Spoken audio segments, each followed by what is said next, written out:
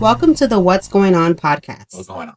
Please note that the views and opinions expressed in this podcast are those of the host and guest and do not reflect those of our sponsors.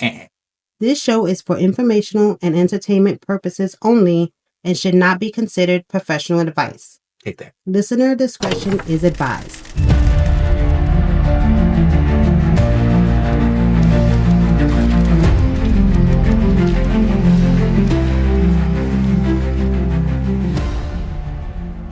Yo, this is your boy Ninja. And this is your boy HP Early Bird. When you see XP, you know that's me. We are who we choose to be. Yes, sir. And this is The What's Going On podcast. What's Going On podcast.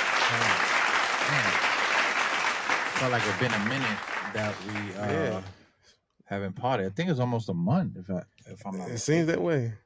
Yeah, seems I know that we way. had a lot of shit going on. So Mr. XP. Yes, sir. You know, I like to start the pod with how you doing today, sir. So, I mean, how was your? Yeah, I guess all the Hiatus. time we had off. Yeah, because I know you were on vacation, Yeah. shit like that.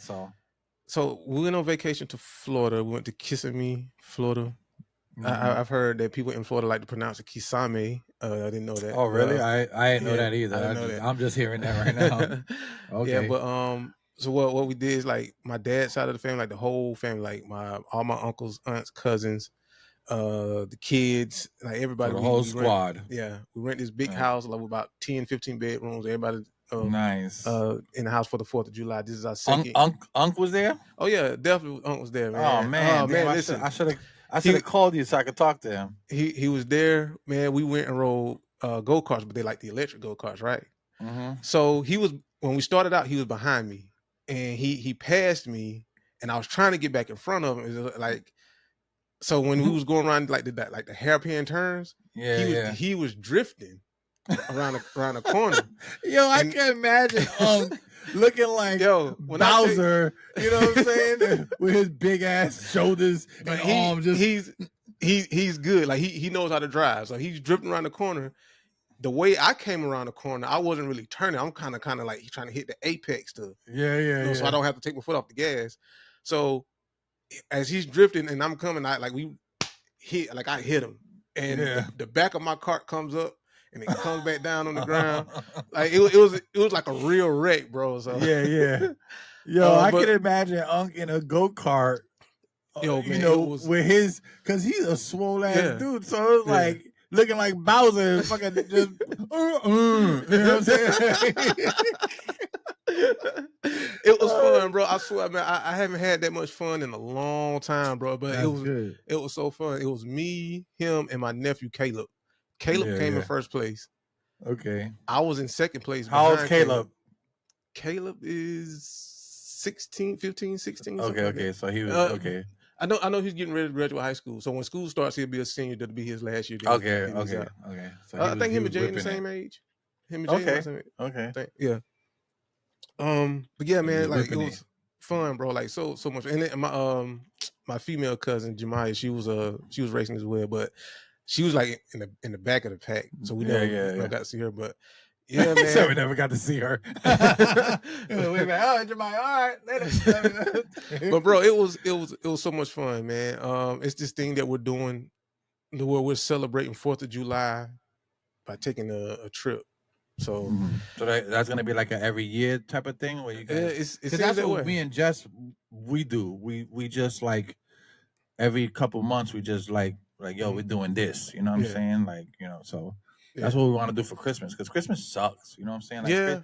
Like, people don't understand how annoying Christmas is. You know what I'm saying? I think we spoke about this before. Yeah, it could be a depressing time. It's an annoying holiday. Like you sit around, you bust your pockets to buy ungrateful people gifts. You know what I'm saying? Like, fuck that. Like, bro, literally this Christmas we didn't do it because obviously we were just moving out here and whatever, or the last Christmas before that. But every Christmas in Georgia we would just go out. We would go on vacation. We wouldn't stay home. Yeah. So we have Christmas on the beach or wherever. But yeah, I hate it. It feels good to do things a little different sometimes. Yeah, dude, I hate the norm, dog. I hate the traditions. I hate that word. I I mean, I don't mind creating new traditions.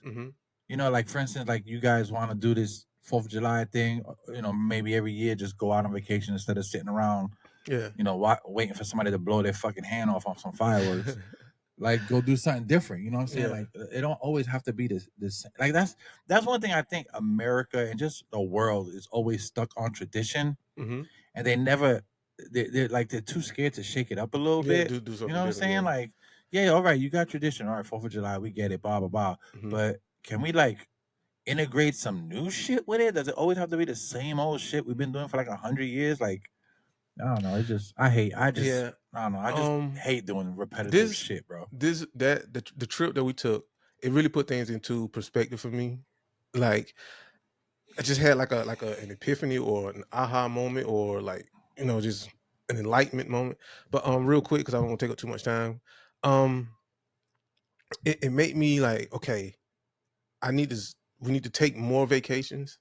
Yeah. But most importantly, we need to get together more, because I think a lot of people, man, we get stuck in this work and go home, or go to school and go home. Like, and it's like you be so tired. It's like, yo, I don't have the energy to make the birthday party. I don't have the energy to go see my friend or to go see my family. It's like, because I'm so tired. I'm so tired. Yeah. Right. But the reason why is like when you're on a job and all this, like you're dealing with people and places that take your energy, right? But when you get around your family and your friends, like, these people are going to give you energy. Like, if you get around the right ones, because just because your family and friends, you got to get around the right ones. Yeah. So like so let's say, you know, we was living close by. If I go by your house, like, you give energy, I give energy. So like when I leave, I'm going to feel energized and refreshed. I'm not going to feel drained and tired.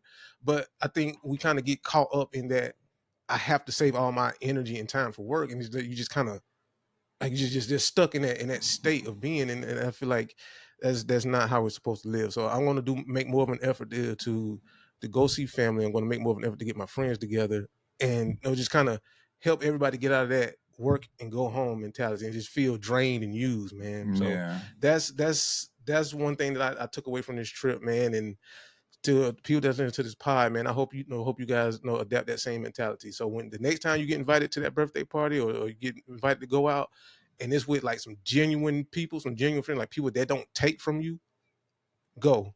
Because I remember my sister invited, like, we went to a Kane Brown concert, and I was like, man, I just know I'm gonna be tired in the morning, you know, after this concert. But I woke up the next day, man, I felt like great, like good. I felt amazing. Yeah, because you did the things. Yeah. And I called my sister on the way to work, and I was talking to her, but telling her about how I feel. She said she felt the same. So it's not a coincidence, man. Like, it's like you have to get together with people that give you good energy, man. Yeah, I believe in energy. You know me, I believe in energy and the universe and all that shit. I don't think any one thing contributes to another. I think everything is, you know, cohesive. You know what I'm saying? Like, everything is just together. There's plenty of times where I'm hanging out with, and you know me, I play off vibes. So like, if I'm in a group of people and we're talking, and I just feel like the vibes ain't right, I will just walk away. And I'm really bad at that. Like, I'll just, like, if I'm not vibing with somebody, I'll just not, I'll stop talking. You know what I'm saying? You know me, I talk and I'm goofing around. I'm one of those kind of guys. But like, if I'm just don't feel like I'm vibing with you, like, nothing funny's coming out of my mouth. You know what I'm saying? I'm gonna cut everything off short. You know what I'm saying? So I get what you're saying. Like, energy is a big role in how you gonna wake up the next day. You know what I'm saying? If somebody makes you mad, you know, the day before, and you go to sleep upset, you wake up upset. You know, you wake up annoyed. You're like, ugh. You know what I'm saying? And I've been through that too. So like, just lately, I try not to let things bother me so much. It's things that I still gotta try to figure out, but it's like, I'm like, dude, you know, there's nothing I can do about it. Sometimes this shit is just out of your hand, bro. You know what I'm saying? Like, you know, like perfect example, like this week, I had a good month. Like, the last 2 months have been great. We sold all the dogs. We made a hell of a lot of money. And then, like, 2 days ago, my alternator goes out in the car. You know what I'm saying? And I get a flat tire. You know, like, you know, just all these things like fall into it. And then I'm I like, and you know, I get a little upset as everybody, you know, does, but I'm like, I literally sit back and I'm like, take a deep ass breath, and I'm like, all right, instead of getting mad and talking about the what ifs, I'm like, I need to figure this out and, you know, get it going. So, you know, I plug the tire, I go buy, you know, a jack, you know, and all these things that I need, you know, and I spend a little bit of money, yeah, but you know, it's whatever, because now if something happens, I got these things to fix things. Yeah. But then the alternator goes out. I'm like, oh, come on. Like it's like back to back. You know what I'm saying? And so it's like I have a good month, a good 2 months. We're doing a lot of things. We're making bread. We're traveling. We're buying things. We're getting the kids right. And then like boom, like all right, let's just chill. I told Jess like, yo, just go in the house. I'll figure this shit out. You know, whatever. So, but yeah, it's just things like that. Like, you know what I'm saying? Like, it just, like, I just came off a birthday. So that was kind of cool. You know, everything was good. So it was like, then this shit happened. And I'm like, you know, these things are going to happen. The car is getting older. You know, cars and computers are the most unreliable things you can have. You know what I'm saying? It was your birthday? Yeah, it was my birthday, July 19th. Oh man, happy birthday, bro! Because I saw the picture and it said birthday vibes, but I didn't know whose birthday because it was 3 of y'all. Oh yeah, because Jaden, so and yeah, so it was my birthday because then Jaden's birthday is this week. So my birthday's first, Jaden's birthday's next. Okay, well, so happy birthday to you and happy early birthday to Jaden, man. Yeah, but yeah, thank you, I appreciate it. But yeah, you know, we did the thing, so you know, it's like, I don't know, bro. I just take the punches as I can, and then just try to figure it out. You and Jaden both. Cause I saw the video where he let dude punch him in the stomach. Yeah, he was all right. So the story behind that, real quick. During that week, he went to New Orleans for a fight. His friend was fighting in a UFC card in New Orleans, right? Nice. It was like an undercard, but like, you know, the prelims, like it was one of those, like not a big fight, but it was a fight. Yeah. But he was on a UFC card. Yeah, it was kind of dope. So he went out there and he was training with with his guys. Some UFC guys were there. They were showing him things, and he took pictures with like fighters, and he met like Cormier, DC. He was there, so he met all like these, like he's taking pictures. So he's in his element. That's what he wants. Yeah, I want to. You know, I could have. Yeah, you know, most parents would be like, "Nah, you're not going to New Orleans. That's too far." But I don't want to. I don't want to hold him back from dreaming. I don't even want him to dream. I want him to pursue. You know what I'm saying? Because niggas could dream all day, but that don't mean shit. Right. I want him to pursue. So I talked to his mom. We talked about it, and I'm like, yo, we gotta let him go. We can't not let him go. You know what I'm saying? Like, I want him to experience these moments like this. So yeah, he's hype. And then he got a fight coming up in August, so he's even more hype because he's been around these guys that are giving him pointers. So yeah, he's doing good. He's doing good. He's shaping up to be a really good fighter. So, you know, congrats to him. I'm excited for him. But yeah, man, that's dope, man. Yeah, it was dope. So we had a lot going on these last, 3 weeks, whatever, or how many we did. Action packed, man. Yeah, it was definitely action packed. Dropping off dogs, nigga. I'm telling you, I was like three dogs. Yeah, this shit was crazy, bro. We were just dropping off dogs left and right, selling them. One lady came out and to our house and bought a dog like last minute. So we got rid of all the dogs, and it was good, man. We made mad bread and everything. I mean, I'll tell you on the back end how much and everything was going, but it's crazy, bro. The amount of bread we made just in the month. It was nuts. That's good, like, bro. It was nuts. Like, we were talking about it. We were like, yo, that was crazy. Like, it was crazy, bro. Like, it felt good to know that we just had money sitting around. You know what I'm saying? Like, it was a good vibe. But now we're coasting. No more puppies. Now we're gonna wait. Raya one of our other dogs should be pregnant, so we're just waiting on her now. So we're gonna kind of just, because that shit's a lot of work, believe it or not. Just be stressed out at home. I'm trying my best to come home and do the things, and we bumping heads, but she's doing the most. You know what I'm saying? Like, she's here all day. She works. I'm at I'm at work, she works home, so she's doing two things. When I get home, I'm cleaning the backyard and sterilizing and picking up dog poo and all those things. But yeah, I mean, if you're not working, it ain't working. You know what I'm saying? So yeah. But everything other than that, bro, everything's been cool though. Okay. Cool. So you good? Yeah, man, I'm good, man. I'm just like I said, dog. I'm just waiting to quit my job, my nigga. Like, it's like that's good, bro. I kid you not, man. Good. I give it a year, or if it's more than that, I'll be surprised. But if everything keeps going the way it's going, and I can stay home and help Jess more, so she's not so stressed out, because I don't want her to be stressed out. That'd be blessed. I could see less than a year. I could see like a real good 6 months, bro.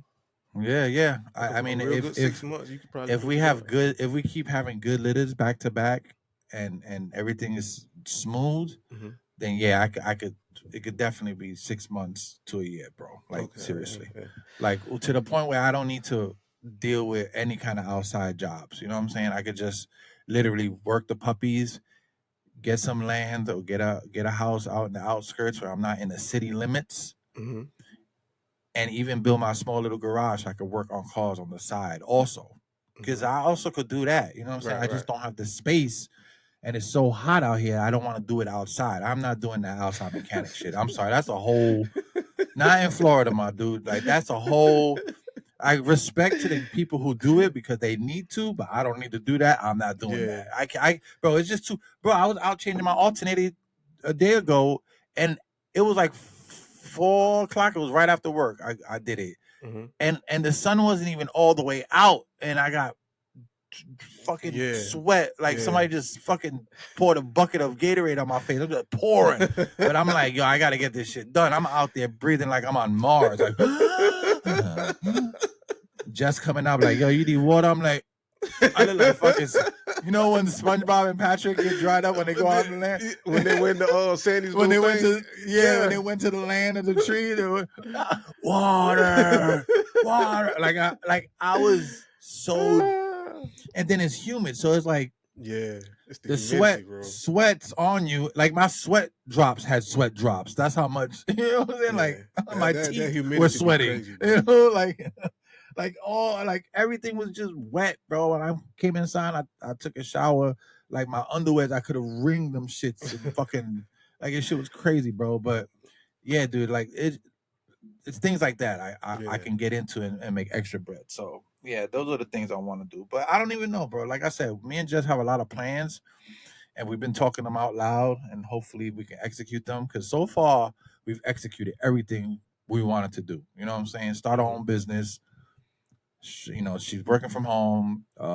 Next week, I think she's thinking about putting Adam in homeschooling again, so it could just be more home, time. Right. Because I don't know, for some reason, like me and Jess been enjoying our time to ourselves more than ever. Like when we're apart, it's like it's almost like we're annoyed when we're apart because like she's home and bored and I'm at work. Like, you know what I'm saying? Because once bro, this month, I took a couple of days off to do things, right? But like this month and last month is the most, it was like a taste of what free really feels like. Yeah. And I don't mean like in the aspect of being arrested. I'm talking about like free, like we just do whatever we want, whenever we want, however we want. You know what I'm saying? Like we want to pick up and go somewhere. We got the bread. We go do it. Like, we don't have a job holding us down. It was kind of cool. Good, bro. It feels good to just like do the things. You know what I'm saying? I'm not boggled down by a job that's so demanding and disrespectful to my time. You know what I'm saying? So I don't know. I don't know. I could feel in the next, in the future, and I want to say in the future soon that we'll be in a place where we're way more financially comfortable. You know what I'm saying? Yeah. Instead of just working like paycheck to paycheck, or even if we have extra money, just having to save it for something stupid. You know what I'm saying? So that I could appreciate, So, yeah.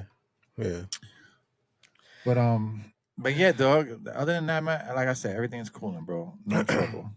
Cool, good. So you wanna get into one of these tops or what? Yes, sir.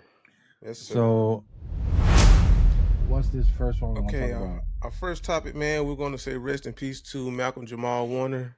Yes, sir. R.I.P. That shit was crazy. He lost his life. So he went swimming in Costa Rica, and he got caught by one of the currents. Yeah, like a riptide or something. Yeah, riptide. Yeah. And he I guess trying to fight against it or whatever. I mean, I really don't know the details, but more like when I saw it, I didn't want to believe it. Yeah, same. I was scrolling. I thought it was like fake. Yeah, I was scrolling on YouTube, and they had the picture there. I said, man, I don't believe that. And then I just kept seeing it and kept seeing it. Then the reports started coming. I was like, yo, man, that's so messed up, man. Yeah. He from I don't really know him, but from what I saw, I mean, like I definitely like the Cosby Show is definitely it's a good show. Oh, hold on. What? Yeah. Where you at? What is that? Who's that from? Cloud. Oh, thank you, Jesus. I told you that shit was good earlier, but I didn't know who it was from. Oh, sorry. Go ahead. But yeah, the Cosby Show was a good show. Seeing them talk and speak, in interviews and things, like he seemed like a really good person. But yeah, man, being a kid watching Cosby shows, man, if you feel like you kind of knew him a little bit. Yeah. I mean, if you think about it, he's been on TV so long. Yeah. Like way before Cosby Show, you know what I'm saying? I think he did like commercials or some shit like that. But yeah, you felt like you knew him, dog. It felt like one of your like second cousins that but don't know. Yeah. Died. But yeah, dude, I didn't think it was real. I thought it was like because lately, and I know we talked about this before, but lately, like the AI stuff has like really been heavy online. Oh yeah. And it's almost, and I know we talked about this like a year ago before it even popped off. Mm-hmm. But we talked about how AI was going to take over social media. Yeah. We've been touched on this. Yeah. But I didn't think it was going to be in this way, bro, where people are generating these videos that are so like outlandish and annoying that to the point it's like AI is not even, I mean, it's old, but it's not old. You know what I'm saying? Mm-hmm.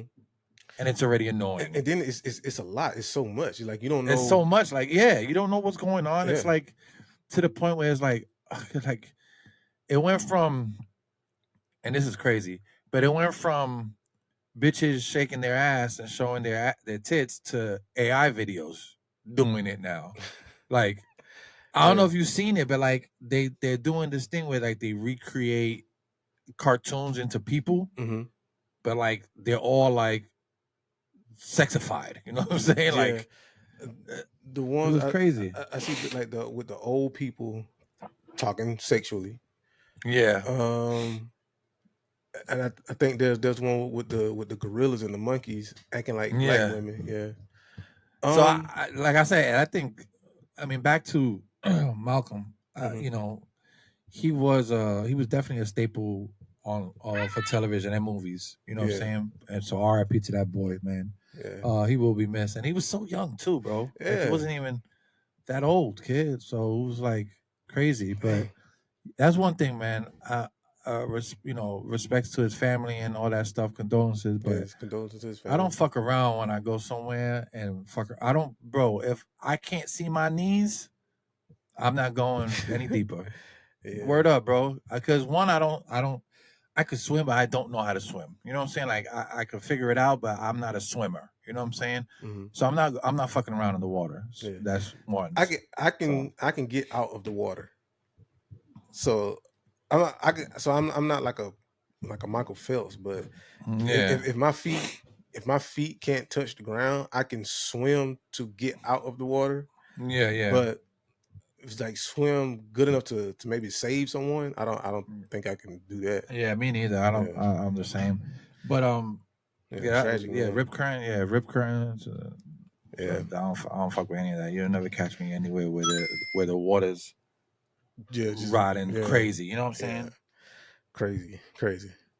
But no. But rest in peace to Malcolm Jamal Warner, man. Sad. Yeah, condolences, man, because he seemed like a really dope guy. Yeah. You know, one of the few actors that were actually down to earth. You know what I'm saying? Yeah. Like he wasn't like Will Smith or Will Smith. You know, he didn't do none of that extra shit. You know, family was private. Family was private. He respected his peers. Mm-hmm. He never did no weird shit. You know what I'm saying? So yeah. But R.I.P. to that boy, man. Gonna be missed for sure. Yeah. All right, so you ready to get to the next topic? Yes, sir. Let's do it. All right. So no, we text each other like the things that we're going to talk about, and I thought this one would be a bit lighthearted, kind of funny. Yeah. But we're going to talk about tapes, bro. And just so we're clear, VHS tapes. Okay. And for the people who don't know what that is, I'll put a picture up when I edit. Okay. Because I don't even have it. I don't even think I have any tapes. Like, nah, I don't have one laying around either. But that would have been cool if we had one laying around. Okay, so back in the day, I was born in '88, so we didn't have internet, we didn't have cell phones, and when these things did come around, like a cell phone, you didn't have the videos like the cameras on the phone now. Right. So back in the day, if somebody said that there was a tape of something, like, bro, that was bona fide, bro. Like, yeah. So if you say, hey, did y'all hear about such and such? Like, nah. And then they'll tell you the story, man. They did this and they did that, man. They read and they shot this and they shot somebody or whatever. And guess what, bro? Guess what? What? The art of storytelling. Yeah. Like, you know what I mean? Like that one nigga in the hood that could just tell a story. You might not believe him, and you don't. But and you don't believe him. And then be like, bro, he's telling it well, right? Until they say, hey, bro, they got it on tape. And when they say they got it on tape, it's like, oh my God, are you serious? That's why R. Kelly's situation was so crazy, because not to take a situation lightly, because we're trying to make fun of the effect of tape, but I mean, because like you heard the rumors about R. Kelly, but you didn't really believe it. But then it was like, yo, they got this shit on tape. It's like, yo, for real?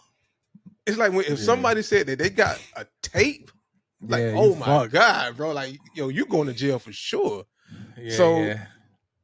I don't know, because like back in the day, people didn't take pictures like that, especially dudes in the streets. Like you didn't take pictures, and you didn't put yourself on camera unless you were like a rapper or actor or something like that. That was it. Right. Like just regular street dudes, like, nah, bro, you don't point no camera at street dudes, bro. Like, you just didn't do that, man.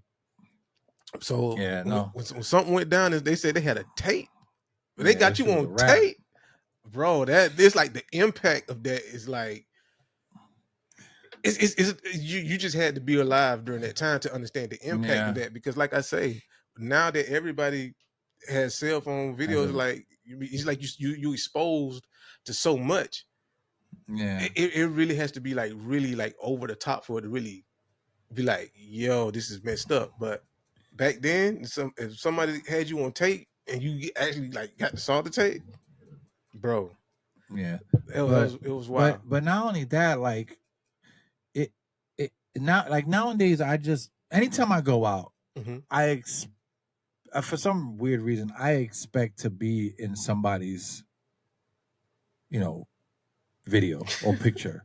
Like I almost expect to be recorded almost every day, because I know there's cameras everywhere. Like you don't go out nowadays somewhere without being recorded. Let's be honest. If I step outside right now, one of my neighbors Ring camera is gonna catch me outside.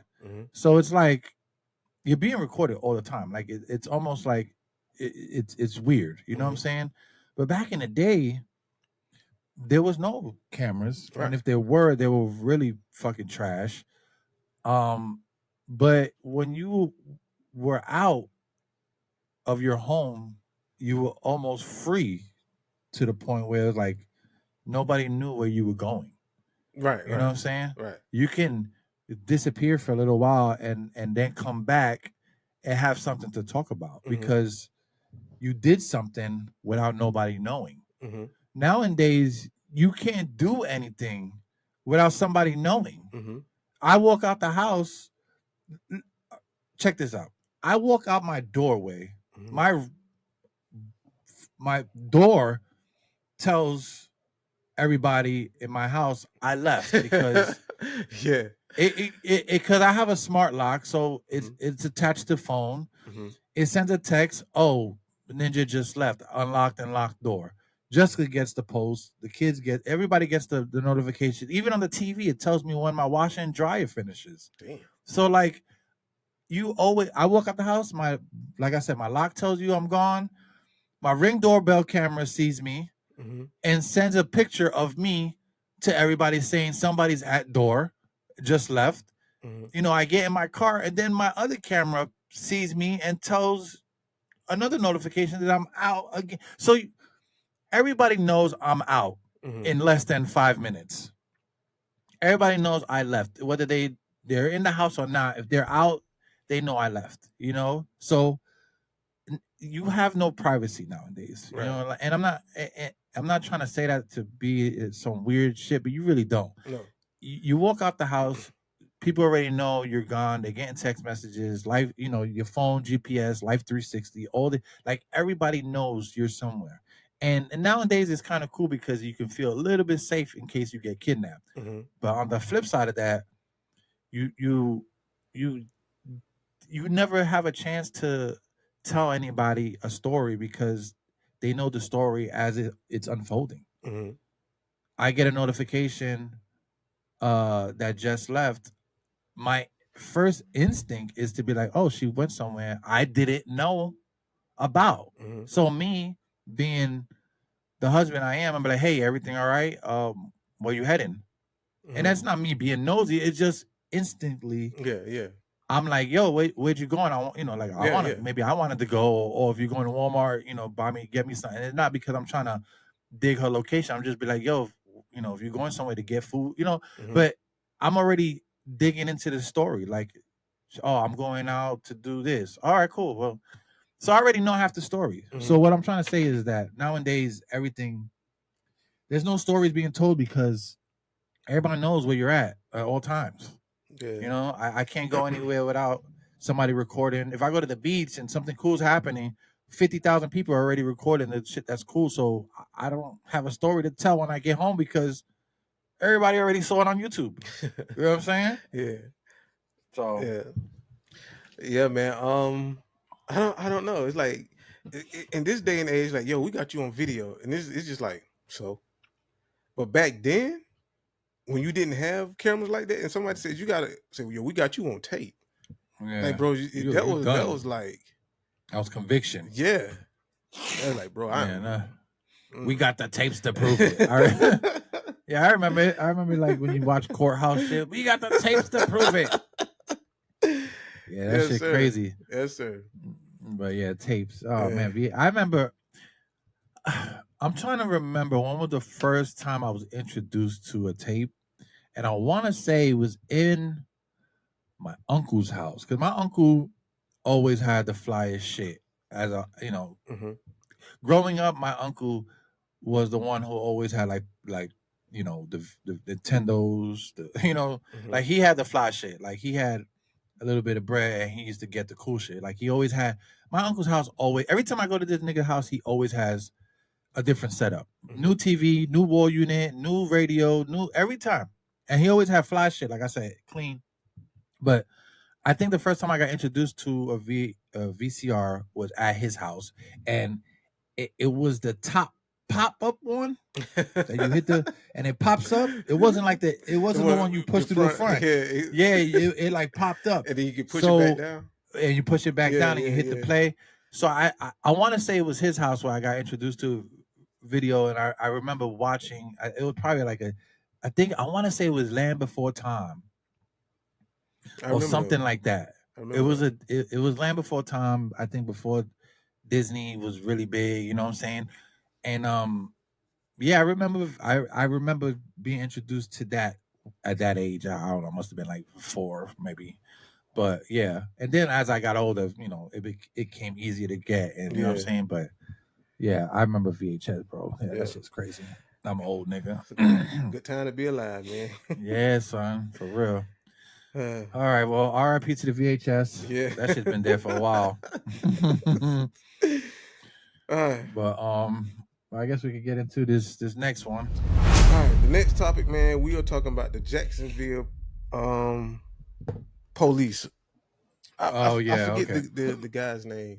Oh fuck, yeah. Because they had. And I just watched the video. Yeah, me too. But I forget his name. But for people that don't know, the Jacksonville Police Department pulled over a black guy, and the black guy, the police was giving the guy instructions, and the guy just off rip, he didn't want to comply. I'm not gonna say he didn't want to comply, but he was. No, I'm not gonna make excuses. I'm just gonna report the story. The police officer was given instructions. McNeil. And who? That's the name. William McNeil Jr. McNeil. Oh yeah. Okay, so the police was telling him no, he was giving him instructions, and he just didn't want to comply. Right. This is my thing about interactions with the police. Police treat everyone like violent criminals, and that's my issue. If a police trying to detain someone or arrest someone, if that person is being difficult, that doesn't make them a violent criminal. They're just being an a-hole, right? And so, because I watched the video, he wasn't complying, but he wasn't threatening either. Yeah. So him not listening caused the police to lose their cool, in my opinion. You lose your cool, you break his window, and once you get the window broken out, you see a fist just come through the window. Mm-hmm. Like they punched him twice too. They punched him once through the window, and then once when they pulled him off the car. Once they got him out of the car. So it's like where was he? Like that wasn't necessary. He was never violent. He was never a threat to anybody. He had his hands up. He never threatened anybody. He never said, "Hey man, I'm going to punch you in the face." He said, "I'm going to shoot you." He never done it. He never did anything threatening. So I'm trying to understand, where does the punch in the face comes from? Yeah. And then once you yank him out the car, you punch him in the face again. Yeah. I watched the video several times just to like kind of. I don't want to make judgments off the first video I seen because it was from the breaking window part, because they try to like put it in a way where it's like more the police fault than the kids fault, or then you watch another video where it's more the kids fault than the police fault. So I watched all angles. I watched from the body cam to the kids cam to the other body cam to the car cam. Like I watched all of the angles, and the first thing I noticed when they pulled him over, his window, he said the window was broken. Right. Okay. So he had the door open already, and he didn't have a seatbelt on. Mm-hmm. So I don't know. When I get pulled over, I always leave everything on, hands on the steering wheel, car off, window down. Right. Because like Jessica's uncle's a cop, and he always tells me like, yo, if you want to make a cop more comfortable with you, do these things. And he puts me, because he was a cop for a couple years, and he put me onto that. And he's like, just put your hands on the steering wheel, turn the car off, put the keys on the dashboard, open the window all the way, and keep your hands there and everybody's still. He said, don't look back, wait for them to pull to the window. Ever since he told me that, I do that every time. Mm-hmm. Prior to him telling me that, I wouldn't do that, and every result was a bad one. I get these cops that were just fucking complete assholes. New York cops are fucking terrible. But anyway, I would do the hands on the steering wheel, keys on the thing, boom. Never had a problem. In Georgia, never had a problem. And and it's crazy because I only got pulled over maybe once or twice in Georgia in the 15 years that I lived there. Once or twice. And I never had a problem. So I'm not saying that if he would have did that, it would have been different. But like I said, his window was broken. Was the first problem I saw. Yeah. So his door was open already. So already the cop is on edge because the door's open. I can agree. I so I can contest that if I'm a cop and this nigga pops the door open, I'm like, oh God, I don't know what he's gonna do. He might no seatbelt on, so he's not restrained. So he could run after me, he could shoot me, he probably got to, the worst goes through your head first before you don't feel threatened. You always feel threatened first as a cop, I'm assuming. But that was the first problem. Then he was hanging out the side of the car was the second problem. You know what I'm saying? Even the cop felt a little bit uncomfortable. I think he kept his cool until the kid asked for the supervisor, then closed the door and locked himself in the car. Instead of just remaining there where the guy can see him, maybe talk to the cop, and then, oh, well, I need a supervisor. Boom, boom, boom. My window's broken. I'm going to close my door. So the kid slams the door a lot, and then he has tint, so the cop don't know if he's gonna reach for a gun. So these are the things that as me pretending to be a cop, I fear. Then I switch over to the kid's view. I'm like, okay, now if I'm the kid, I'm probably scared. I close the door, my window's broken. Fuck, now they're gonna probably break my window. Like I would go through all the scenarios in my head and try to make this encounter a little bit more pleasurable, or pleasurable before it gets crazy. But I think the kid just kind of just freaked out, put his camera to record, and just was like, I'm gonna let the cops take the wheel on this one. And then that's when they start busting windows. He's asking for the supervisor. They should have just called the supervisor, bro. If I don't feel threatened by this kid in the car, I'll just call the supervisor. But I don't know if they have protocol where they have to drag him out the car because they don't know if he has a gun in it or, any of that shit. If he's not complying, then that's when cops are supposed to call the K9 units to see if they have all these things, and then they need reason to go in the car. They can't just, I don't know if they can't just drag him out of it just the way they did. Like, that shit was crazy. Resisting arrest. He wasn't resisting. He just sat back in the car. There's nothing wrong with that. You know what I'm saying? So I don't know. There was a lot of little things I think the kid did wrong. And then, like, the cop didn't make it any better when he called for backup, and that other guy came and made it worse. Yeah. I think the first cop was a little bit more cool. The second cop that came was the one that was like going nuts, like, you know what I'm saying? Like I didn't realize that his windows were tinted. Yeah, they were tinted. They were dark tinted. You know what I'm saying? They were hard to see through. Like, you literally could only see like his silhouette. You know what I'm saying? So that's okay. So as the kid should have known, like, yo, my window's tinted and my window's broken. Like, yo, let me just leave this door open. So should he left the door open, or should he kept the door closed until the police got up? He should have.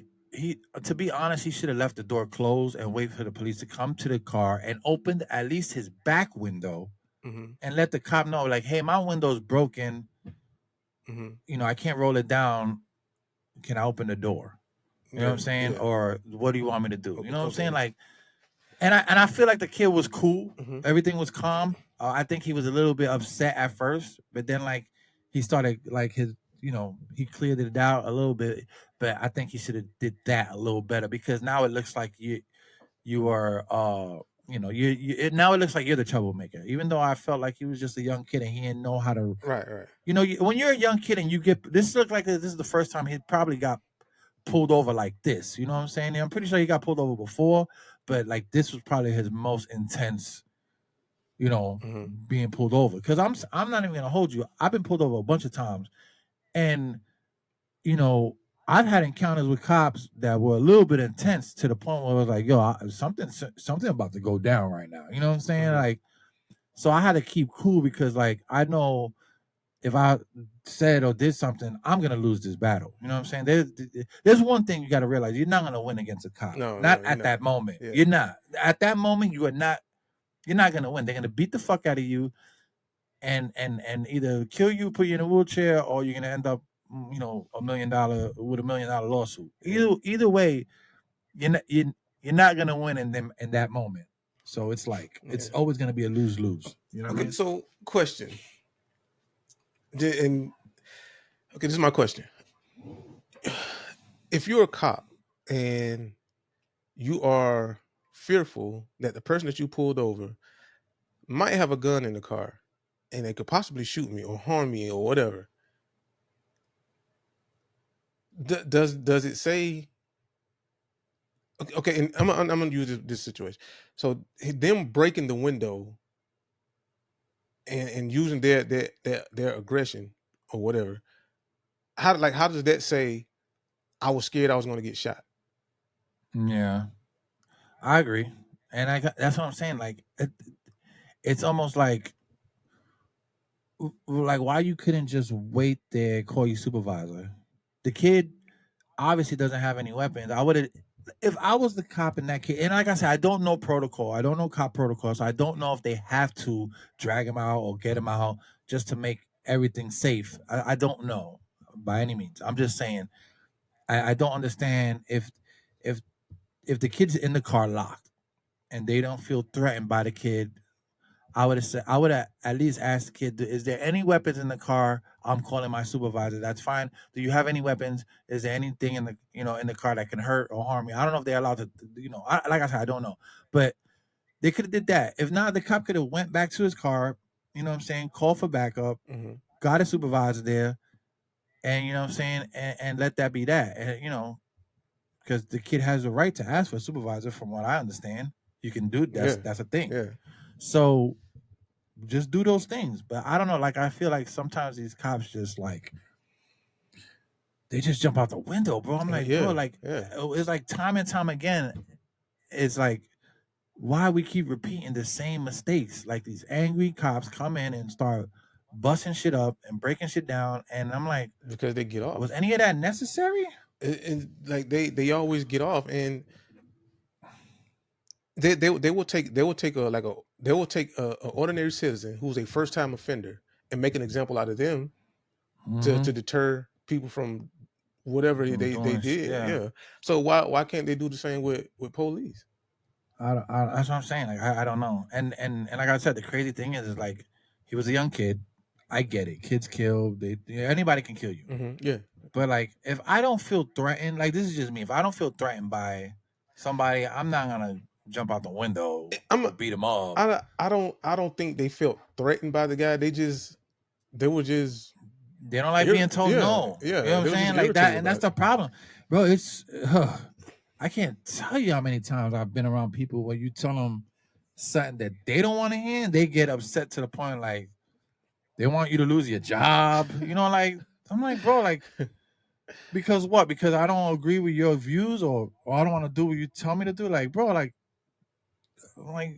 I don't know, dude. It's just the people out here are just weird, bro. They're just weird, entitled, power driven, ego stroking, masculinity, and like I said, you could be a tough guy. It's fine for the girls. It's cute, whatever you're into, whatever. But like, I don't know. I just felt like breaking the window, dragging the kid out the car was a bit much. Yeah, it was. Or punching him. Now, let's say they call the supervisor. He didn't want to get out the car. Then they break the window. Okay, yeah, open the door, take him out, cuff him. Like, but three niggas, one pulling his head, the other one punch him in the face, the other one grabbed his leg. Like that was, you know what I'm saying? And he never threw a punch or any. No, he ain't even do nothing. That's like I don't know, man. It's like playing. Even when they punched him in the face the first time, he didn't do shit. Like he never showed any signs of being a threat. Like he got punched in the face and he was just like, oh. And he kept his hands up, and then they opened the door and snatched him out and punched him again. Yeah. So it's like playing a RPG and you use your super duper strong power and wasted on like a level 10. You know what I mean? Like damn, now I gotta recharge this shit for 3 more games. Like it was that vibe. Yeah. Like you OD'd OP on this kid, bro. Like you gave the ultimate finisher on the minion. That's funny. You know what I'm saying? You're supposed to save it for the back. For the boss. That was a good one. Yeah, it was nuts, bro. Yeah. But I felt bad for the kid. I do. I don't know. But if I'm a police and I'm fearful that someone has a gun in the car and they might shoot me, I'm not gonna break their window. That doesn't show that as if you say, hey, because he can still shoot you through the window. It's like that doesn't show fear to me. If I was on the jury and I say, why did you, and they know the answer, hey man, why did you break the window? Oh, I was scared he's gonna shoot me. So you're scared you're gonna get shot, so you choose to break the window. If I'm scared I'm gonna get shot, I'm gonna take cover behind something. Yeah, it's just, and that's what I'm saying. He should have went back to the police car and did the things. You know, cuckoo. Hey, I got this guy. Don't want to come out the car. I feel threatened. I need backup. Yeah, you know what I'm saying. But if they felt threatened, all 4 or 3 of those cops ran up to the car, no problem. Exactly. If the kid had a gun, he could have shot every single last one of them. But they didn't feel threatened to the point where they felt threatened for their lives. Right. They just wanted to go beat somebody up.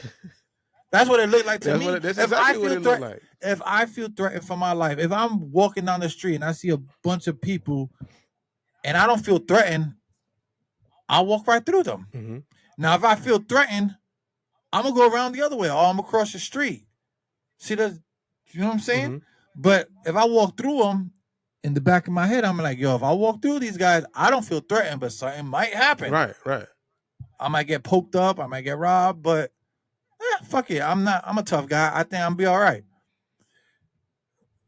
The cops were showing no signs of being scared of the kid. They were just there to beat somebody up. I feel like they got an opportunity that they've been desperately looking for, bro. That's what I'm saying. Like I think a lot of these cops are just like waiting to beat somebody up all the time. They're waiting to be an action hero, bro. Yeah, there you go. That's what it is, bro. Like a lot of them are just like they just can't wait to, you know what I'm saying? Like, I can't wait to put my glove on and punch somebody and break a window, or he don't want to come out the car, right there. You know what I'm saying? Like I'm gonna get this kid out the car, and that's what that shit is, bro. Yeah. It's the hype, bro. Yep. It's the hype. But yeah, man, I hope that kid gets $1 million, and I hope they fire that one cop that was a complete fucking dickhead. Yeah, because no matter how you try to narrate this whole situation, the kid did one thing wrong, and that was not listen or open the door and close it, lock himself. That was the one thing he did wrong. Yeah, he should have complied. But the cops did like 5 things wrong. You know what I'm saying? Like they ain't listen. They ain't get the supervisor. They did the most. They broke the window. They punched him in the face once. They punched him in the face twice. They slammed him on the floor. They choked him. And then on top of that, they didn't know. I don't think they knew his dash cam was recording, and they wrote a bunch of reports that were not true. When they started watching the cam, so they're falsifying reports. Yeah, they did a lot of things wrong. So to me, it doesn't. The one thing the kid wrong don't justify all the 5 things the cops did wrong. Yeah. You know what I'm saying? So regardless, if the kid did something wrong to the point where he broke a law, then fine. You reprimand him, you write him that ticket, you put him in jail for 2 hours, whatever. But the cops, those guys, they did a lot of things wrong. And if the kid is gonna be, whatever, then whatever. But the cops should get in trouble too. You know what I mean? Like everybody should get in trouble. If the kid did something bad, let him get in trouble. The cops did fucked them up for no reason. Sure did. Yeah, they got him good too. I think they chipped his too. Yeah. They fucked him up, boy. They fucked him up. But driving while black, bro, it ain't safe out here, man. I'm telling you. That shit is not a joke. Everybody thinks this shit is a joke, man. It's not a joke, bro. It ain't a joke, bro. You cannot, bro. Every time a cop pull up behind me, and I know I ain't do nothing wrong, I still get nervous. Oh yeah. That's trauma, bro. Bro. I'm telling you, like when a cop, it's just recently that I've gotten used to being around like cops in in the wild. You know what I'm saying? Yeah. But back in the day when I saw a cop, like your first instinct is to like, oh, what did I do? Like, damn nigga, I ain't do anything. Why am I so? My car's legit. I got insurance. I work. I got money. Like, why am I? I ain't do nothing wrong. Why am I scared? Why am I scared to see a cop in the wild? It's almost like if you go to the woods and you see a bear, you get scared. You never saw a bear. You get scared. You know these motherfuckers can eat you right here. Mm-hmm. But if you're used to seeing bears all the time, like, he's dangerous, but he's just gonna go get some garbage out the can. I don't know, bro. It's just a mental thing. You know what I mean? Yeah. All right, man. But yeah, it is. It's weird how we are traumatized by, you know, the cops. But we could jump into this next topic if you want. All right. Our next topic, we are talking Joyner versus UK and Drake saying UK rappers are the best. Oh, God, bro. You already know how I feel about this situation, but for the people who watch, bro, I'm sorry. Like, I don't know why Drake is like glazing. Like, look, listen. I love. No, I don't even want to say I love because I'd be lying. I get UK rapping. I get hip hop is universal now. Mm-hmm. You know what I'm saying? It's all over the world. You got Indian niggas rapping in their language, Japanese people. Everybody's rapping. Everybody is a rapper. You know, hip hop is everywhere. Yeah. That's great for the culture. It's great. It's the biggest genre in the world. You know what I'm saying? But you also have to respect that hip hop and rap is a New York. It was born in New York. Mm-hmm. It's a United States thing. I want to say that. Mm-hmm. Let's just say that it's a United States thing. That's like me saying, you know, I don't know. I want to be. I don't know what's something like anime is like if I want to be like I want to be a samurai. Yeah. Then nigga, I know I can't. Don't get me wrong. I love samurais and I love ninjas. My name is Ninja. You know what I'm saying? Mm-hmm. But I cannot be a samurai. You know what I'm saying? Like I can't become a samurai. I have to be Japanese to be a samurai. You know what I'm saying? I can't be a yakuza. Like I love that gang culture in Japan, the yakuza and the triads. But I can't go over there and be one. You know what I'm saying? Like they will not let me. I'm not bloodlined in Japan. Mm-hmm. So what I'm trying to say is like hip hop was born here, right? Mm-hmm.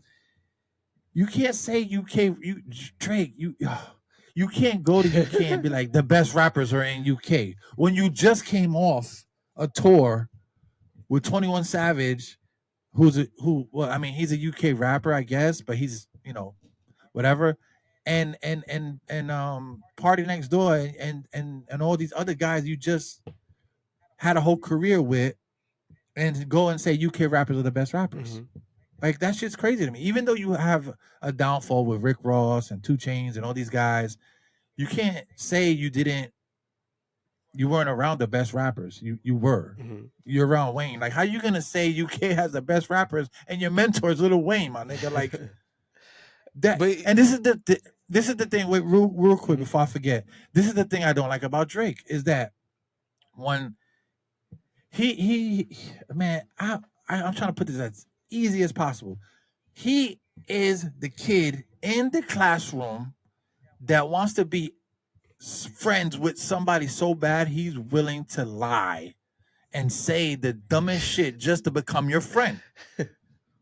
You understand what I'm saying? He's the kid that lies to the pretty girls so the pretty girls could be his friend. He's the kid that tells the cool kids, yo, I skateboard too, or I play basketball, or I'm good at video games, and never not once picked up a basketball. You know what I'm saying? Mm-hmm. Or he fronts like he's better or bigger or more convincing than what he is when he's not. It's just, this is him having to glaze UK because nobody's fucking with him in the States. And yo, Kendrick said this shit in one of his songs. I just forgot which one it was, but he was like, you're gonna have to go out somewhere else. Like you can't take pressure in the States. This kind of energy will make you move out of the country. And that's what he's doing. Jeez. He he's in UK doing his tours out there because they still fuck with him out there because he glazes all these people. He did this same shit in Jamaica. He go to Jamaica and hang out with Buju and all these guys, and just to get his face there, and then that's it. He ain't fucking with you no more. But everybody's cool with Drake because he's been there and he gave, it's that vibe. It's the fake vibes, bro. It's just so. Drake is the fakest person I've ever seen in the music industry. Period. I mean, period, dog. So fake, bro. So fake. He uses people, and it's crazy because his fans really fuck with him, and I get it. Mm-hmm. And I was a big Drake fan, like I said, first 2 albums, but I like this Drake is he's corny, bro. He's just mad corny, bro. He's super corny, bro. He reminds me of like Screech from like Saved by the Bell kind of vibe. Like he always wanted to hang out with Zach and be cool because he was with Zach, but then like Zach wasn't really fucking with him, like like being the cool best friends, like didn't make you cool, it just made you a wannabe. You know what I mean? Like he's not himself. And that's what I'm saying. Yeah, he's not himself. Drake is not himself. Everywhere he goes, he becomes wherever he's at. He's not his own. He's not his own person, bro. I'm sorry. He's just not. Bro. Gotcha. And I fucks with Canadian rappers. Like I like Tory Lanez. I think Tory Lanez is better than Drake. Hands down. Tory Lanez sings better than Drake. Tory Lanez raps better than Drake. And Tory Lanez songs are actually fucking good. So I don't know. I can agree with that.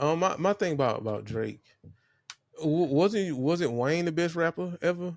You was saying, bro.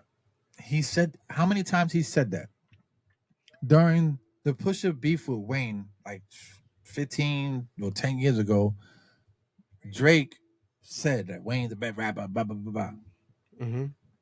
But now Drake is glazing the UK and saying the best rappers are in UK or whatever he said. Like bro, you're a corny ass nigga, bro. Like, what's crazy about this statement is when you're good at something, bro, like the world will hear about it, right? Like everybody knows Kobe, everybody knows like a Jay-Z or DMX or a Tom Brady or something, like, because you're great at what you do, so like your name goes throughout the world, right? Mm-hmm. I haven't heard of any UK rapper. I don't, bro, not one, bro. The closest I've gotten to a UK rapper was maybe like 10 years ago. This song came out called Camera. It was by a UK rapper. I want to say his name was Mims or Gigs or some shit like that. Mm-hmm. He made a song that was really dope. And that was the first time and last time I got into UK rap. But then battle rap started emerging from UK. And like I said, like it's not that it's bad. Mm-hmm. It's just not. It just doesn't sound good. Like I don't know if it's the accent that doesn't sound good, and I don't even want to say that because like I listen to Japanese rap music. Mm-hmm. Every once in a while, I'll pop in a Japanese rap song, and they rapping straight in Japanese. Have no clue. I can maybe pick up 6 words I understand out of the whole song, but it doesn't sound bad. I don't know if this makes sense, but like when I listen to it in Japanese, it sounds better than it does in UK, like in their accent. But if I listen to like Filipino rap music, that shit sounds weird too. So it just depends on the word structure or the sound sonically of their language. Mm-hmm. But I think because UK speaks English and just has an accent, it just sounds weird. You know what I'm saying? Right. Versus like Japanese people are just speaking Japanese in a language. Mm-hmm. It's just a different language. There's no accent. It's just Japanese. You know what I'm saying? Yeah. Like they don't sound like they're going how you. It's just Japanese. Like they're just rapping in Japanese, which UK is like mate. It just sounds weird. You know what I mean? Like sonically, and then like they sound polite all the time. It's just weird. You know what I mean? Like I can't take you seriously if you just sound like you about to like butter my toast. You know, like yeah. I mean, would you like the more? Like it's just I don't know, man. I don't know. I don't know. I've never heard of a UK rapper. Period. Yeah, I don't think I've ever heard. Apparently, there's a bunch of them. A UK rap song. Because they're not good. They're only popular in UK.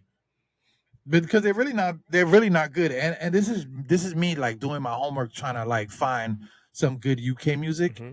And I cannot get into it, bro. They're not the only UK rapper, if you want to consider him UK, which I really don't, but whatever, is 21 Savage. Mm-hmm. He's the only nigga, and because he doesn't sound like a UK rapper. He was living in Atlanta for mad long. So right. So it's like I like his music, mm-hmm. but like I said, the accent wise, I can't fuck with it, bro. I just can't. Yeah. And nobody in the United States can tell me, yo, this nigga the dope, bro. This dude is the dope. Like, nah. I'm sorry, there's no accent you can sell me, bro. And Drake is on that vibe all day. Like even watching that new video that he made, that Iceman video, mm-hmm. mad corny, bro. It's so corny, bro. Like he's so out of touch with like just life, if you ask me. You know what I'm saying? Like he's been bottle fed, and then like he became famous, and then like Wayne put him under his wing and showed him the things and got money, and it just kept going. And then we accepted him. I want to say accepted because I don't consider him a hip hop artist, but we accepted him into the culture, and we, you know, and this is what bugs me the most is that people always go, Drake made Ross hot, or Drake made 2 Chainz hot, or Drake made, you know, Kendrick hot, Drake made ASAP hot, blah, blah, blah, blah, blah, blah, blah, blah. Mm-hmm.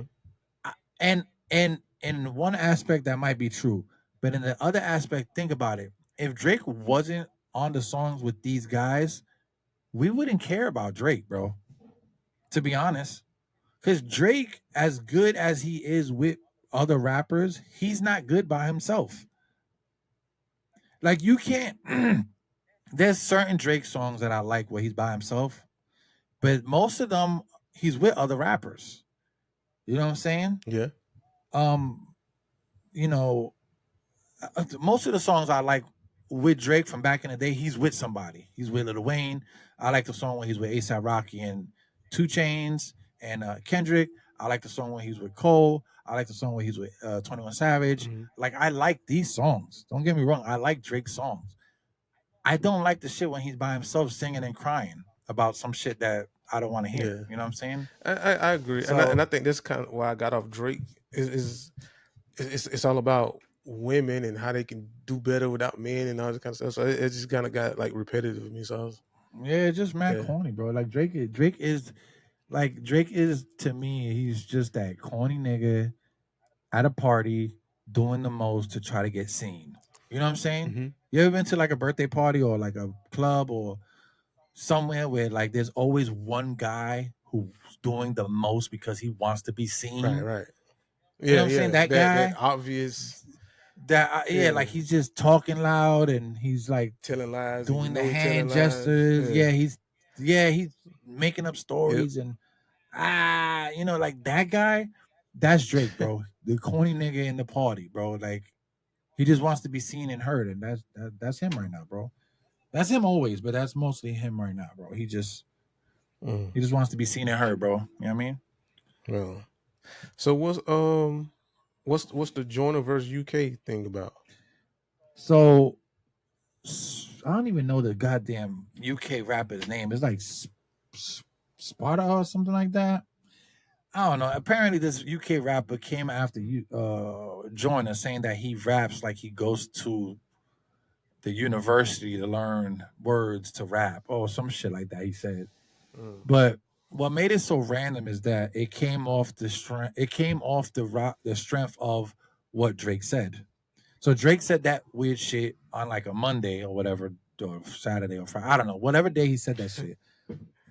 Then all of a sudden, all these UK niggas just came out of nowhere talking about like, yo, we better than Joyner, we better. Like they got another rapper that came out of nowhere and said, "Oh, I'm better than Eminem," and made an Eminem diss song. We got another one that's, dissing Joyner, another one dissing like 50. Like they just weird. Like now all of a sudden, Drake put a battery in their back, gassed all these niggas up because he needs an army because he don't have no friends now. So he gassed up all these UK rappers up, and now they out here dissing and doing the most, and nobody even cares, bro. Joyner made one battle song, and everybody was mad that he did that. So, and then he dropped an album.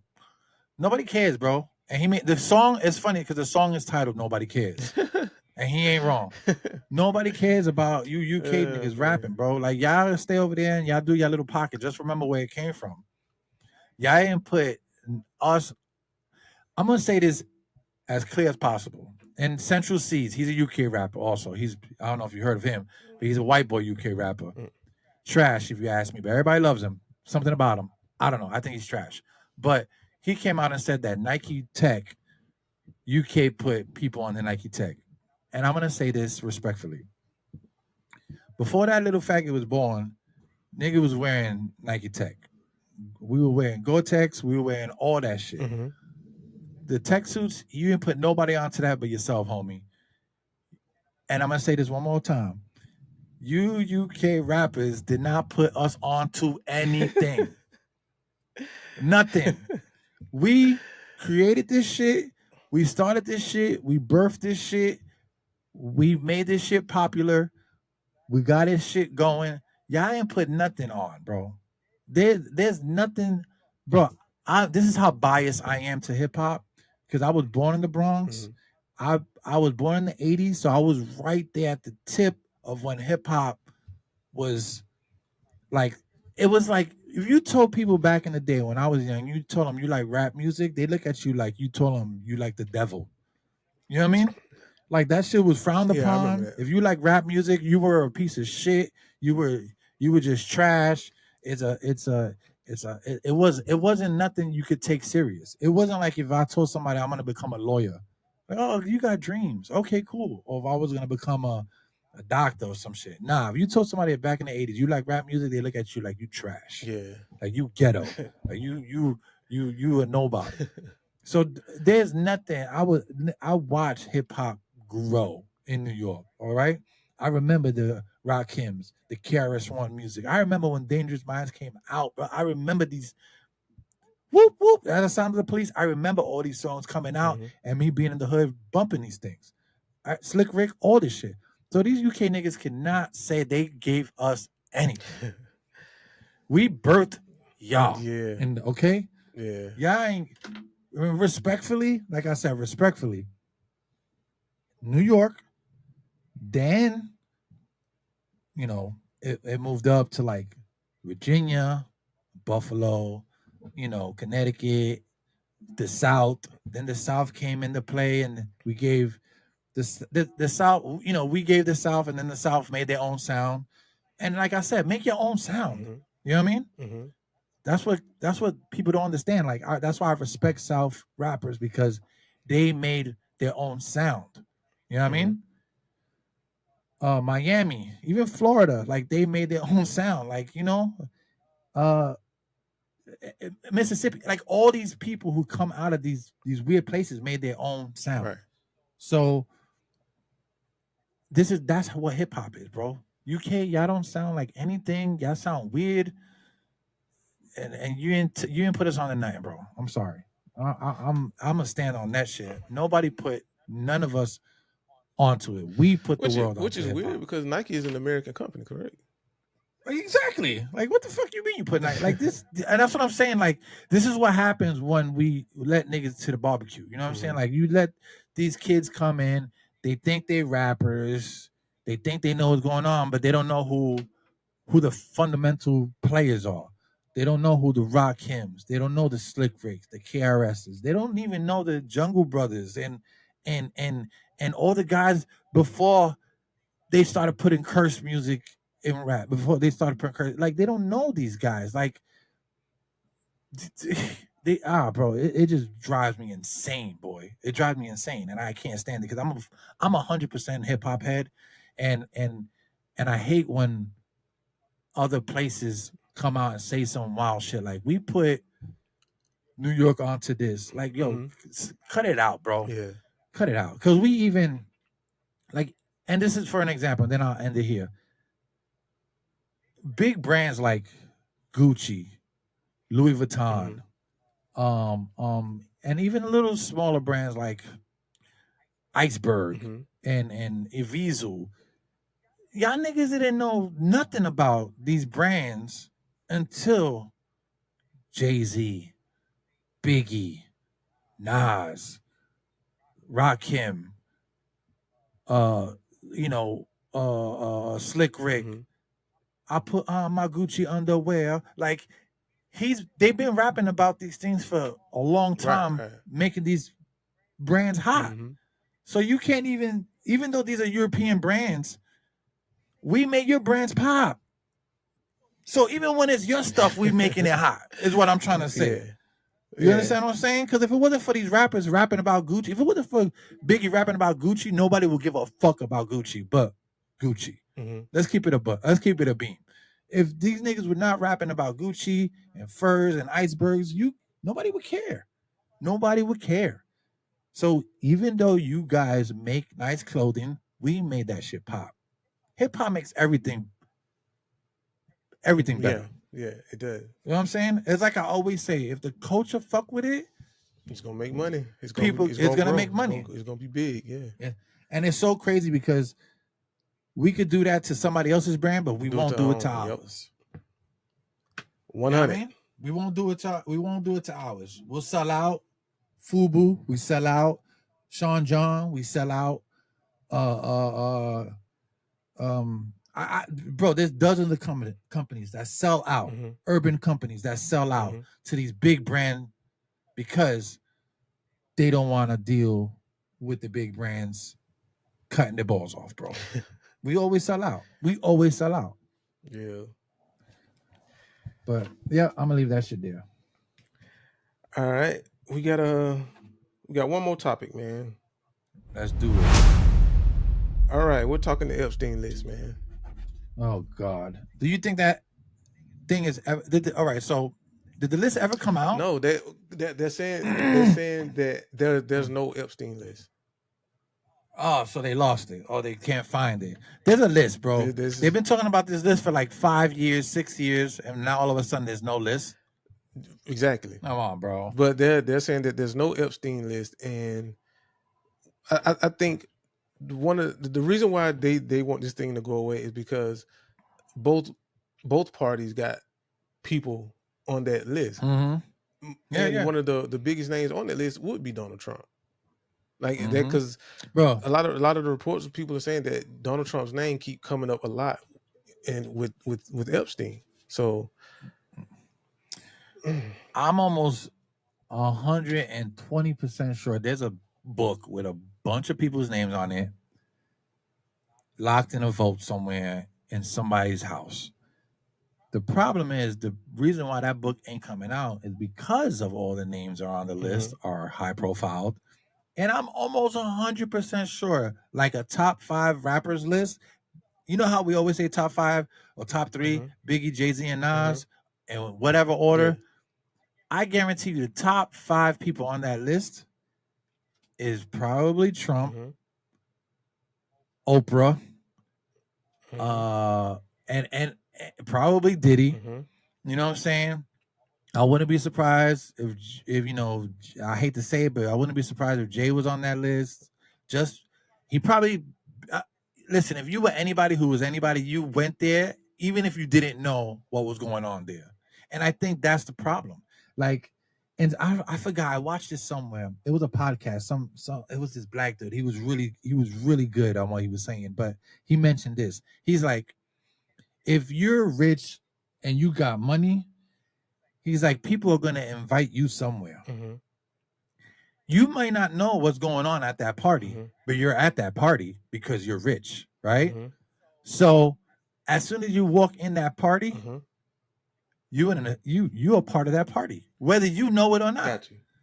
So what he's trying to say is that these wealthy people will have these parties or whatever. I don't sex parties, whatever you want to call it, and invite everybody. If Oprah, Tyler Perry, Jay-Z, Donald Trump, all these guys invite you to a party, you not going? Oh, yeah, I'm going. You're going. Even if you don't know what's going on, you're going. Yeah. Out of the hundreds, maybe thousands of people who go to these parties, maybe 50, maybe 100 know what's really going on at this party. You know what I'm saying? Maybe the other 500 or 1,000 people don't know what's going on. Mm-hmm. They're just there to party, but get involved in some shit like, yo, I had crazy sex at this party. Now you're a part of the party. Mm-hmm. You understand what I'm saying? Mm-hmm. So, and let's say you don't get involved in that. Let's say you did go there for 20 minutes and you're not like, oh, this is kind of boring. I'm not into this shit. I just came to, because Trump invited me. I wanted to see Jay-Z. I got, I'm good. And you leave, you on that list, my boy. So now all this shit comes down the turnpike. You're like, yo, you on this list, bro? But I only went to I just went for the hors d'oeuvres. Nah, bro, you on this list. That makes perfect sense. You getting indicted. What can we do to not get indicted? Everybody putting up, and these are billionaires, bro. If you got 10 billionaires in a party, that's a lot of money you can get. It's for extortion, bro. How much you willing to pay for this list to go away, my boy? How Mr. Carter? How Mr. Trump? How Miss Oprah, Gail, and all you other big ass fucking like these pockets are deep, dog. Yeah. You know what I mean? Even the small fries that went to the party and they're not billionaires, but they're millionaires. They could pay. They could pay a little money to get this shit swept. You know what I mean? And they're not gonna say no. You know what I mean? They're not gonna say no if it's gonna ruin their fucking lives. They're not gonna say no, bro. I'm pretty sure that's why Diddy's coming out. So, where's that black book at, bro? It should secure somewhere. There's probably like 10 copies of that bitch somewhere. So then why? If after the investigation there's no Epstein list, there's no sex trafficking, there's none of that, why is the girlfriend of Epstein, why is she locked up for these things? I don't know. And I'm pretty sure as soon as she gets released, she'll be dead. They always die. She's probably gonna kill herself. Yeah. Everybody always kills themselves in these. You know what I mean? For some weird reason, that jail cell had a really long shoelace that was really strong, and they hanged themselves. But I've heard. Well, Charlemagne said that they're going to use this Epstein list to get rid of Trump, like the black man who get rid of him. I don't know, man. I think Donald Trump. I don't think Donald Trump is going to get in trouble for anything that he does, man. I think he's going to do what he wants to do and then get off scot-free, just ride off into the sunset. Yeah. I mean, listen, he's gonna do the things. He's gonna. I mean, at the end of the day, I don't know what his end game is, but it's making people happy. I think what he's doing is he's giving the big wigs a good deal, long term. He's sprinkling a little bit of money around for the poor folks. Oh, your overtime and that, which is cool. But his end game, I think, is to not make America gay as it is. You know what I'm saying? With the transgender, I like that. That's my cold hard belief, is that I think he's just the typical hardcore American guy who just wants to get rid of all the bad immigrants and not make America so transgendery. You know what I'm saying? Like that to me is where I think his heart lies. You know what I'm saying? And the propaganda of telling your kids in school when there's no parents around, it's okay to be a boy if you're a girl. It's okay to be a girl if you're a boy. I think the morals he is really stuck on, like cold-heartedly. Like I really think like he became president just to end that shit. Because I mean, among other things, of course, but I think that was his main concern, was to, get America out of this like gay umbrella that we're under. You know what I'm saying? Like, because it's crazy. Because I was reading something about there was something about Japan or one of those countries where it's like nobody cares about being gay over there. They don't promote it, but they don't care. Like, it's not in their culture. You know what I'm saying? So it's like, even if you're gay, it's like, all right, fine, you could do that shit over there. You know what I'm saying? I mean, they frown upon it, of course, because it's not in their culture. But it's almost like United States is such a. I think out of all countries, United States is one of the worst countries to kind of have a culture in, because there's so many different cultures here that we don't have a culture. You know, does that make sense? We don't have a thing. United States is we're like a tribe. Right. United States is it's a stolen land, right? That we took over, we started Christianity, then it was Catholic, and then it was we let I don't want to say we let, but then Muslims came, and we had, you know, like all these things came into play. So it's like we don't have a set, like Japanese people do and Chinese. They have a set culture. That's all they know. That's all they remember. You know what I'm saying? China's always been just China, you know, before the Mongols and all this shit. And then Japan always been Japan before, you know, Japan. Like, they have a culture. Right. As far as back as 1,000 years, they can remember. Their culture's always respect, honor, and all this shit. We don't have any of that. We have United States, guns, hunting. Like, that's our culture. You know what I'm saying? You go to other places, guns and hunting is not a culture. That's not a respectable, you know, thing to have in your culture. They don't care about guns and violence. They care about honor, respect, growth. Like, even you go to Thailand. You know what I'm saying? It's different. They have You understand? Like, it's a different vibe. Because you come to the United States, everything is me. Yeah, you know what I'm saying? Money, America has drugs. We got problems with celebrities. We have a problem with being obsessed with celebrities and brands, right? Because it's like you got the Nike people over here, the Adidas people over here, the Reebok people over here, versus everybody just coming together and being sneakerheads, like that type vibe. So is you got. And it seems like in America, man, it's like everybody always forces you to choose. Is you either Democrat or Republican. You either support it or you hate it, and it's like they forces you to choose a side in every single thing that we do. So, I mean, it's definitely like tension. It just creates like constant tension in your everyday life, no matter where you are. So you either Target or your Walmart, that kind of stuff. Like it's just it's an overload, man. It's like a sensory overload. It definitely is. It definitely is. Because like I said, you could go anywhere else in the world, bro. Even you know, in the poor countries, you know, like they're not fully developed. Their culture is different. You know, even if they're living in a clay house, they still taking care of their family. They still got their whole family there. You know, they have a different culture. They take care of theirs. I don't know, for some reason I think like the United States is just so tough guy, bully, materialistic, you know, vibe. You come here and we're the best. We think we're the best. We, you know, like, it just, everything is just so.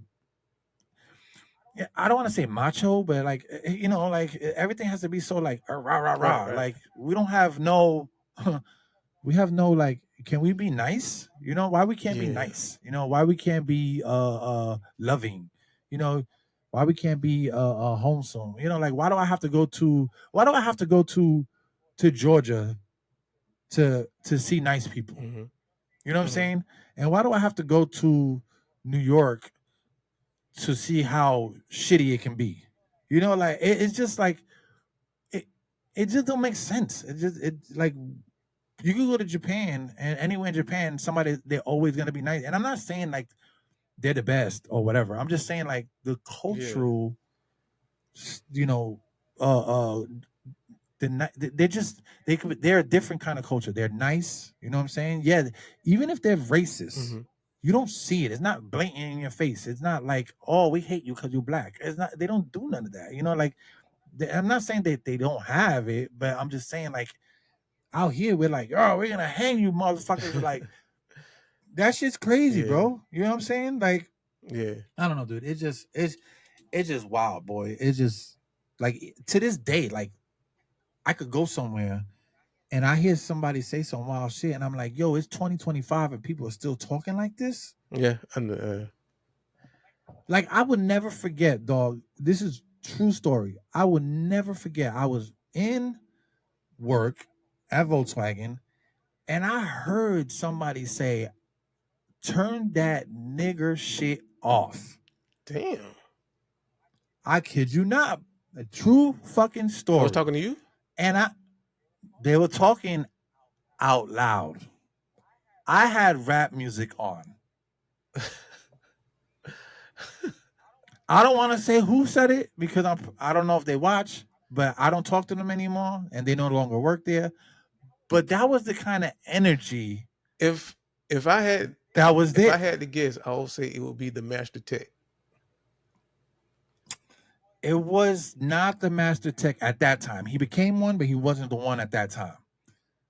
But I've been around shit like that, and people downplay it because they think it's a joke, it's funny, or, you know, whatever.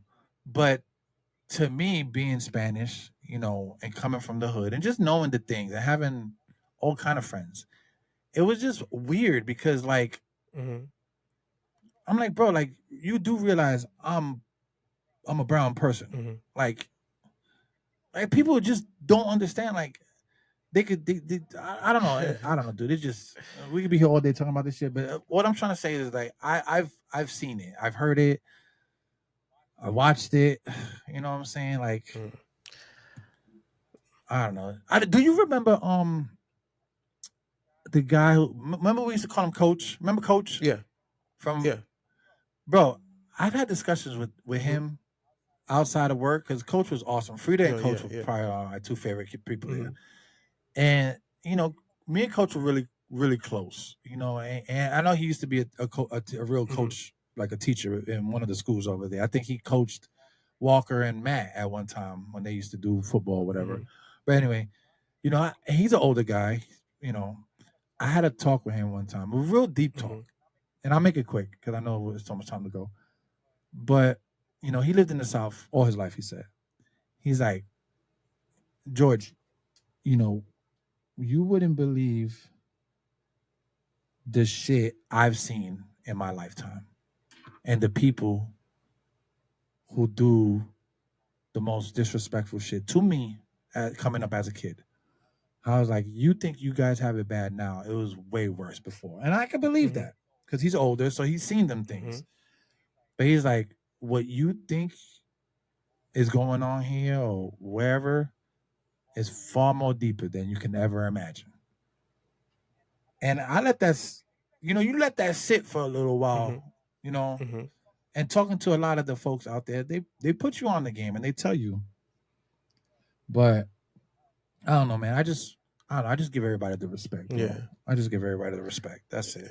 Old, young, black, white, purple, Asian. It doesn't matter, dog. I just give the respect. Jeez.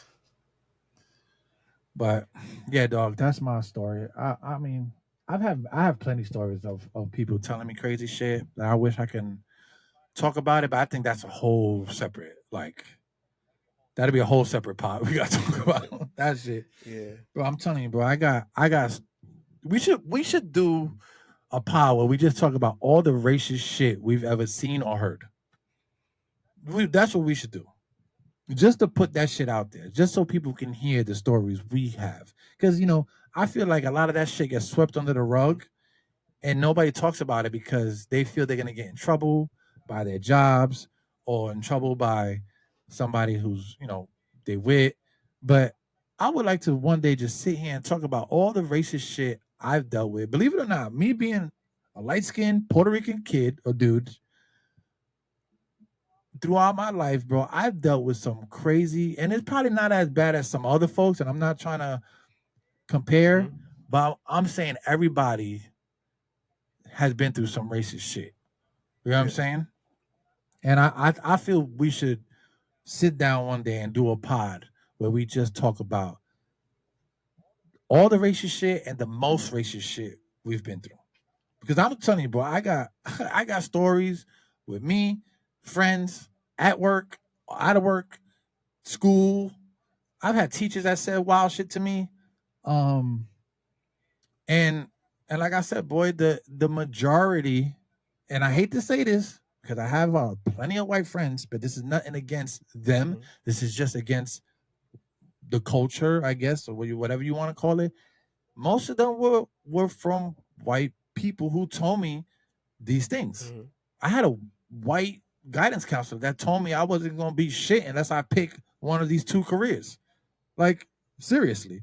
So, yeah, man, I would love to sit down and talk about that shit so people can see and hear real stories, not just some shit somebody made up for fun or a joke. Yeah. You know what I'm saying? That's real life shit. Yeah. I mean, South, man. But yeah, man, that should get heavy though. I'm telling you. You won't believe some of the shit I've been through. Friends, I could tell you some of my friends been through. My brothers, people I work with. You know what I mean? Yeah. I'm telling you, shit wild, boy. Like if I were to call out names that said some crazy shit to me, boy, they'd probably get fired. So I would definitely not call out names, but yeah, man, shit was crazy, bro. Yeah, shit was nuts. But anyway, I guess we can end the pod here because it's already about to be 11. I gotta probably go pick up Jaden. But yeah, man, it was good to get this pod out. We'll get it going. Like, share, subscribe, and all that good shit. Hit us up. If not, then I guess we're done. Mr. XP, do you have anything you would like to add to this? Well, thanks for watching. Thanks for listening. Thanks for commenting. Thanks for the likes. Thanks for the shares. Thanks for the comments. We constantly trying to grow the pod. We're trying to make sure it's entertaining. We're trying to make sure we get the right topics, all these kind of things. So just thank y'all for just sticking around and allowing us to make these mistakes in real time and figure out them in real time. And just appreciate y'all for your support. Oh, yeah. Damn, I gotta get when you do because you always do this at the end and it's really good. I like it. Where you like kind of do the preaching thing. I gotta get a choir in the background. Deacon XP in the house. Yeah, no, but I appreciate you, bro. Yeah. Thank you. I appreciate you too, bro. Yeah, just yeah, well, thanks for watching, and we'll hit you on the next one. Peace out.